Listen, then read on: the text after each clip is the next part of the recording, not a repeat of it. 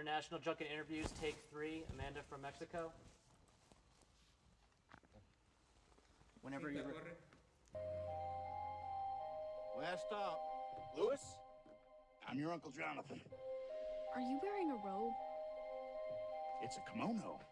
So Eli, I believe this film represents a lot of firsts for you. It's Yes. a first Gothic horror film, first family film, and first book-to-film adaptation. It's true. How was this experience of tackling all these new challenges? I was ready for it. I feel like the universe presents you what you're supposed to be doing. And the producer, Brad Fisher, called me with this script, and it was exactly what I was looking to do. I've always wanted to do a kids movie, but my version of a kids movie. I wanted to do that Amblin scary kids film, because as much as I'm known for my super gory horror movies, those are movies I saw on home video at a sleepover with friends, but seeing a scary movie in the theater, it was Poltergeist, Gremlins, Goonies, E.T., Raiders of the Lost Ark, all of those films, those formative experiences as a child, that was, you went to the movies to get scared, and those were the films that did it. You know, those Amblin films, where you could go with your entire family and your parents loved it and the kids loved it. And that's what got you into horror. Those are like almost gateway drug horror movies. Those are the movies that made me want to see something stronger. So I wanted to make a movie for parents to take their kids to, that if you were 8, 9, 10 years old, it would make you fall in love with scary movies. I got to do it. I feel so lucky that I finally got to work with Steven Spielberg. I'm friendly with his daughter, Sasha, but I had never really met him before. And he had seen my movies, and certainly he's a fan of scary movies, so I knew he had seen Hostal and some of my other films. But it was so amazing to have Steven as a creative godfather in the project. And when I sat down with him before I made the film, he said, Eli, don't be afraid to make it scary. Really, really lean into the scares. And I said, well, I have this idea with pumpkins that attack. He's like, that's great, we can put that in the trailer. And I said, I have a sequence I want to do with automatons attacking. And he's like, oh, I have a collection of automatons. That sounds amazing. Turns out, so we put some of his automatons, and he's like, you really want to use them in the movie? Steven has that same childlike enthusiasm for movies that I do. We were just nerding out about films and automatons and attacking pumpkins, and I asked him questions about Poltergeist. It was just, it was such an incredible kind of vote of confidence from him, and to have the backing of Amblin, and to have the backing of Amblin and Universal Studios, to have their resources, I could take everything I learned from my other movies and apply it to this one. I feel like, look, I was 20 years old when I worked on the movie Quiz Show, and the production designer was John Huttman, and he's since gone on to do all of Nancy Meyer's movies. But I remember John, when I was working on the movie, he was super nice to me, and I said, will you please do this movie? I mean, this guy is like an Oscar caliber production designer, and I wanted it to look incredible. I wanted to make a film that looked and felt like much closer to a Guillermo del Toro movie or a Terry Gilliam film. Really push myself in every aspect. How was the experience of working with Jack and Kate and Eli? They were so much fun. And Jack, Kate, and Eli, they're all so funny. And Jack as well. He has kids, so he knows, like, I mean, how to act around kids. Okay. Everyone does it. But one time I went to Six Flags with Jack. That was super fun. Kate, she's very funny. Her name, like, on the call sheet, which is like, call sheet, it's like a schedule kind of. But it says, like, who's going to be here and when and stuff. And it says Piggy Trucker as Mrs. Zimmerman. So she changed her name from Kate to Piggy Trucker. And I actually did this too. My name was Smashed Avocado. Oh. I like guacamole. That's my favorite. And then Jack, I already did Jack. Eli as well.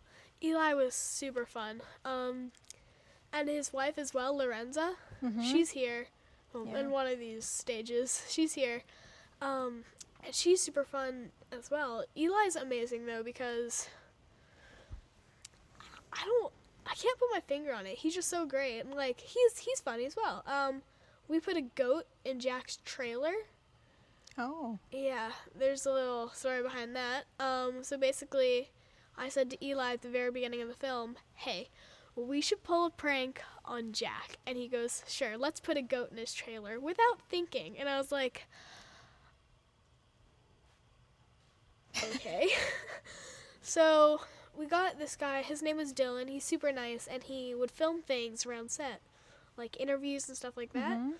So we said, hey, we're pulling a prank on Jack. Can you pretend that we're filming a goodbye to him at the very end? But really, we're going to have a goat in his trailer, and he's going to see it and stuff like that.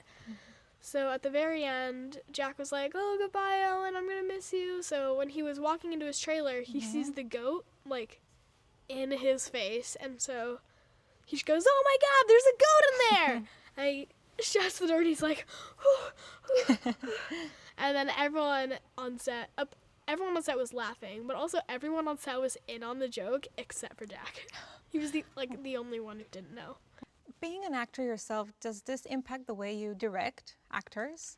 Sure. I mean, I think after *Inglourious Bastards, you know it's going to change you and you know you're going to grow as a director. But being an actor, you really understand where the actors are coming from. And that's from the script stage. I mean, I was also a camp counselor and dealt with groups of 35, 10 and 11-year-old boys when I was 16, 17, and 18. When I was a teenager, that's what I did during my summers. So I was used to working with gangs of kids. So when I was shooting the school scenes and with a 10-year-old, it was very, very natural to me. I always talked to them like adults and treated their problems like adult problems, even though they were children for sure. And that's how I directed the kids. I feel like I'm very much in touch with my inner 10-year-old. And that was the approach I took. Every scene, you're thinking, what would a kid want to see? What would me at age 10 want to see?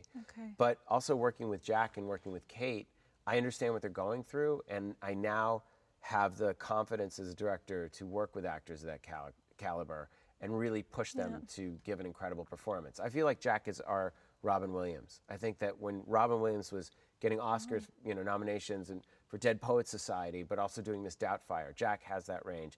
And Cate Blanchett, who already is an incredible Academy Award winner, is really, really funny, and nobody knows it. And she's a mom, and she loves the kids, and she got to show all of those things in this film. The house is a character in itself, I think. Tell me about your experience with acting in this set and interacting with all the fantastical elements that happen in the house. Yeah, this house is very cool. There's actually one really cool story where we felt that the house was talking to us. So I was with Jack, and he asked me, hey, which one of these clocks is your favorite? And so I said, oh, definitely this one. I was pointing to, like, a cuckoo clock, which had, like, I don't know, like, grapes on it, and it had a fox, and it had, like, a bird, of course. And so Jack goes, oh, this one? And right when he pointed to it, it went off, like, cuckoo, cuckoo. And Jack and I were both like, whoa. So we knew that there's some connections in this clock, and I actually have the clock now, and it's in my closet. We haven't set it up yet, but we're going to soon.